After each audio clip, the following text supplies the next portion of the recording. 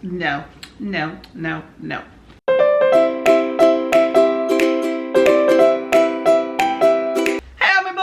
It's Courtney. Welcome back. I got some tea.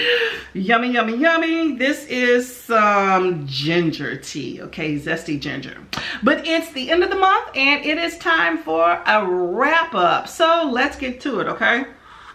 So for the month of May, I did a lot of Kindle reading, okay? Handy dandy Kindle. I love mine. Love the color. Very, very handy. So I participated in Kuki Mayhem. I was a co-host. The main host is Keda at Keda Means Friends and Nicole at Dusty Book Sniffers. Okay, I'm gonna link everybody below. Tons of co-hosts. Good time reading all those Kindle books. I read 10 all on the docket and I made that challenge happen, okay? Also, I participated in the Southern Charm Readathon and there were 9 prompts. I hit all of them bad boys up there as well. That's hosted by book lover Amanda. And also there was Escapathon by Shauna and Books with Dreamcatcher.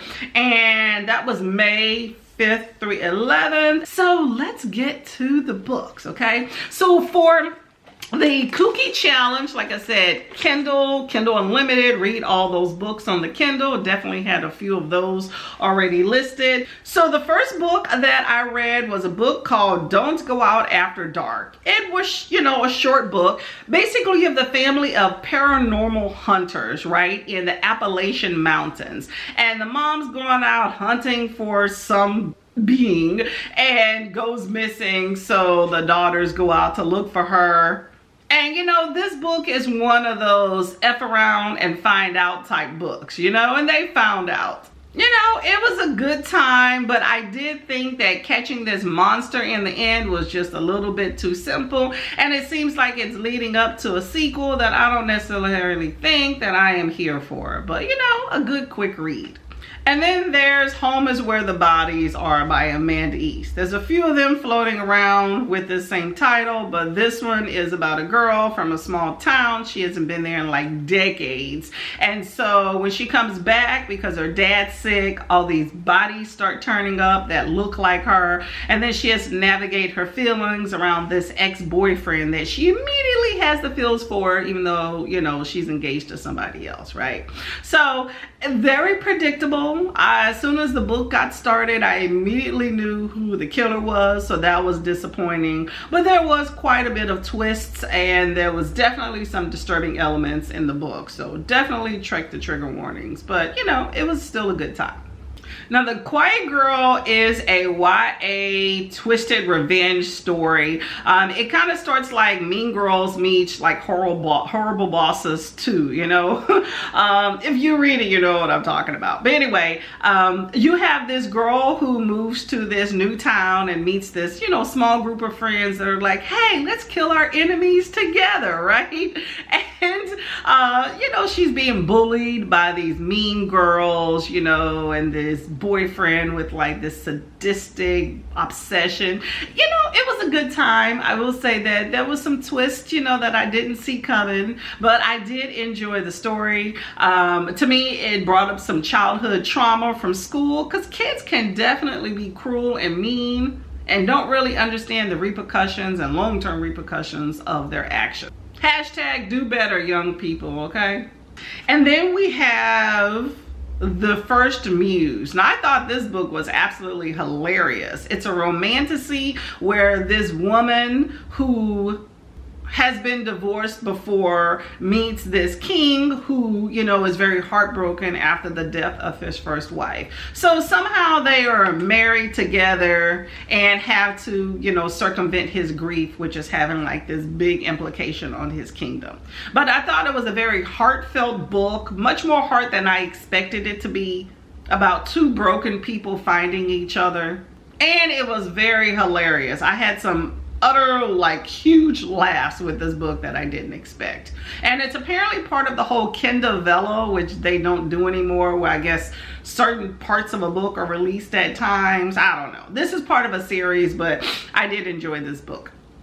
And then you have Against the Grain. Against the Grain is this witchy tale about this lady named Trinity who moves to this small town, and she has this affliction where she can't eat gluten. Apparently any boyfriend she has becomes obsessed, and it becomes like a horrible situation. And she's tied to this demon that helps her control her power, right? So she moves to this small town, and apparently someone is siphoning off power, and she has to figure out, you know, who it is. And then there's like this love story that's involved that, you know, goes bad, right? It was an interesting time. I think the ending just went really quick. I almost missed it, so I had to go back. But I did think that the whole demon thing was interesting, because the person like would, or the familiar would like the shape of a bird and like siphon and sit on her face. It was just really odd and weird and creepy. But overall though, the book itself was predictable, but it was short, so you know, I was okay with that. And then you have a really good start of a fantasy called Silent Sounds. I absolutely love the beautiful cover. Now, Silent Sounds takes place in a world where people don't speak. They can hear, but you know, they're descendants from humans, you know, way in the future or whatnot. And so people don't talk. But they use sign language as the form of communication. And you have this young woman who somehow has the gift of being able to speak. And so she is basically taken to a government facility and is being experimented on to figure out why she can speak and all this dangerous elements. It's just a very intricate, interesting story. I think it definitely could use a bit of an editing, but it's heartfelt and it definitely is unique. I think there is supposed to be 3 books in the series. I mean, I had some questions. I think some of the explanations, you know, just didn't sit well with me. I'm like questioning it.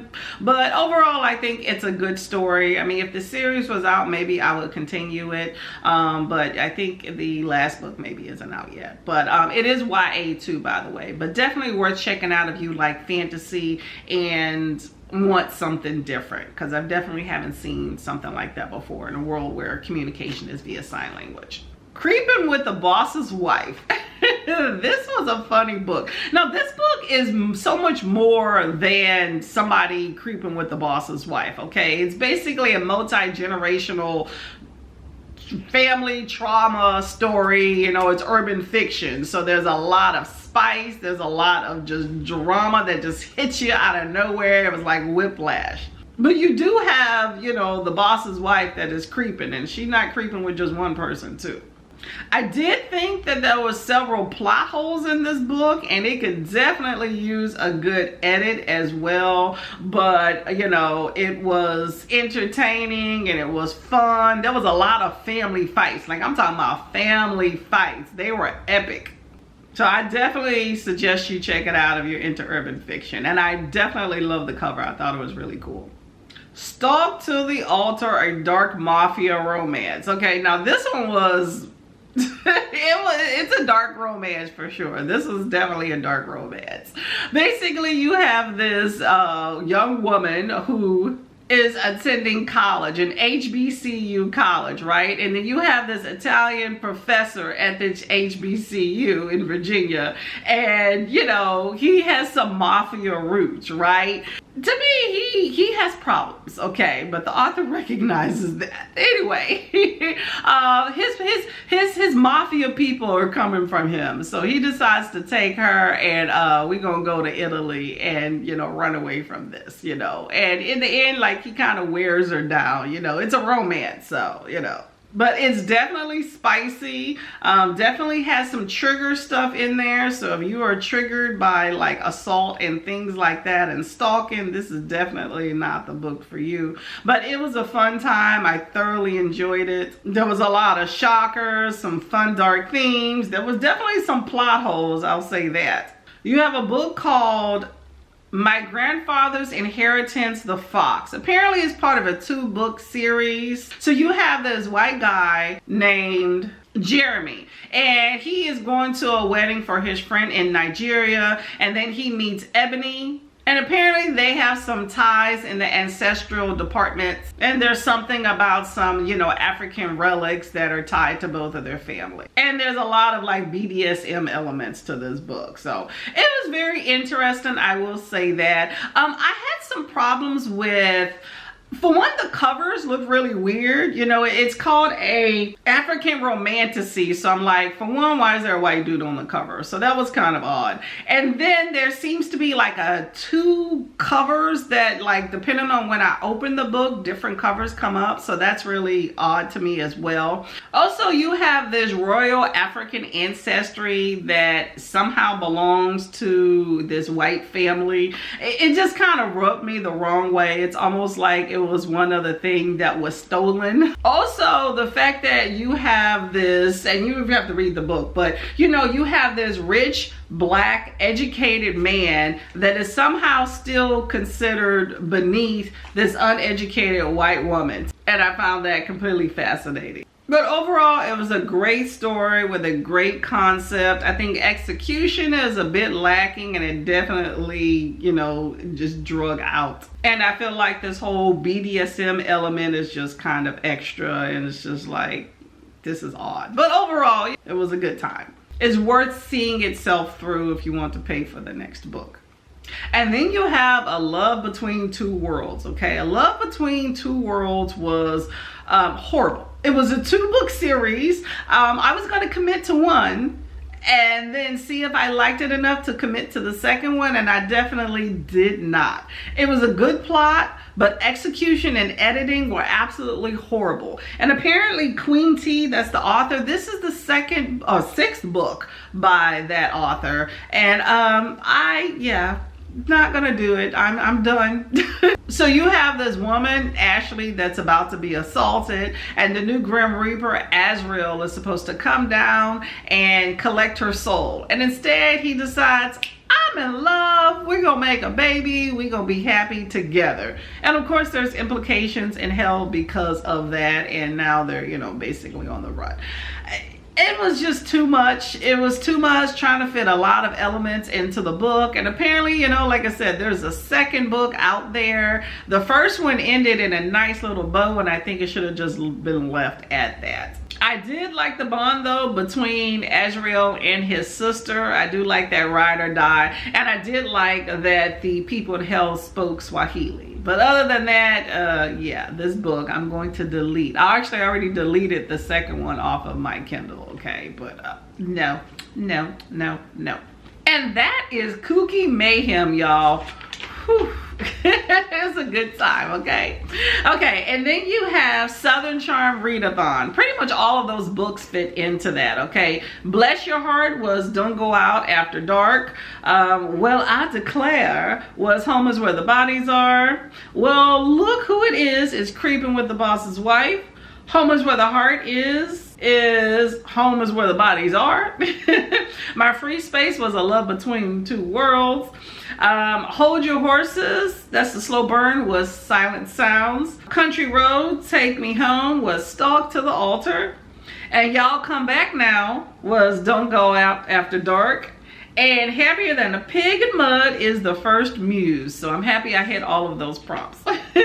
And then Escape the Readathon for Shauna's Readathon, books with Dreamcatcher. Like I said, I hit 1, 2, 3, 4, 5, 6 of those prompts. My favorite snacks, that was chips. I definitely enjoy the outdoors quite a bit. You hit the beach, I walk a lot, I sit outside. Favorite movie or show, I'm just gonna lump that into true crime because I watch a lot of that. A warm beverage, we got some tea here. Then we have a book with my favorite color. Well, I chose A Quiet Girl because it was very colorful and I like color. And then book I want to read for over a year, and that is Home Is Where the Bodies Are, because it's been on my Kindle quite a little bit of time, okay? The prompts I did not hit is a book in a series that I want to complete. Well, you know what? thought I might be able to put silent sounds in that. I wouldn't mind completing that, but I'm unsure about, so we'll see. But I didn't mark that off. Book off my physical TBR. These were all digital books. And book with a favorite song in the playlist. I didn't really look at that one. So, and there is Zombie-athon, okay? Zombie-athon is hosted by Cats and Hall Adventure and a few others. And I am currently reading My Life as a White Trash Zombie, okay? And it is a good time. Apparently it's a multi-book series. I am about 70-80% done with the first book in the series, and I may continue. It has a lot of heart. You basically have this woman, this young girl, she's 21. You know, she's dropped out of school, she's into drugs, had a stolen car as a jail record. So in her self-proclaimed, she's a loser, right? So then one day she wakes up and somebody has made her into a zombie and she craves brains. And she is given, must be nice to be given a job, hand given a job, just show up to a coroner's office to transport dead bodies, which provides her unlimited access to brains, okay? So she is navigating her way through that to make sure she doesn't starve and start breaking apart, and trying to figure out who made her into this and why all of these headless bodies are showing up around town. So that's what that book's about, but I'm going to continue in that, okay? And that is May for me. It's been a good month. I got some books off of my Kindle. You know, they were hit or miss, as you can tell. Still have some more books, so definitely looking forward to some more Kindle reading. Now I am off for June, which is my readathon, boot camp readathon. Gonna be a fun time. Get some, y'all. Happy reading. Bye-bye.